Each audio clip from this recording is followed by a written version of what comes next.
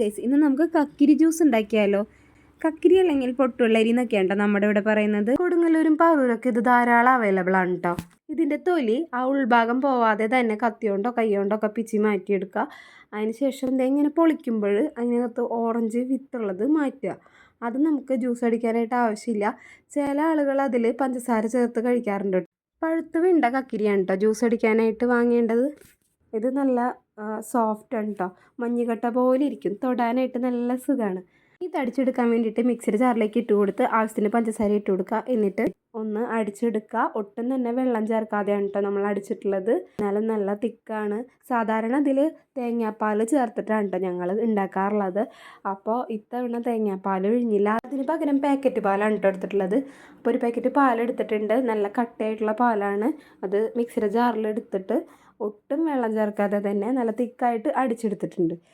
ഇനി ഇതിൽ നിന്ന് നേരത്തെ അടിച്ചു വെച്ചിട്ടുള്ള ജ്യൂസിൽ നിന്നും കുറച്ച് ചേർത്തിട്ട് ഒന്നുകൂടി അടിച്ചു. എന്നിട്ട് ആ ജ്യൂസിലേക്ക് തന്നെ ഒഴിച്ചു കൊടുക്കുകയാണ് ചെയ്തത്. അതിന് ശേഷം നന്നായിട്ടൊന്ന് മിക്സ് ചെയ്യാം കേട്ടോ.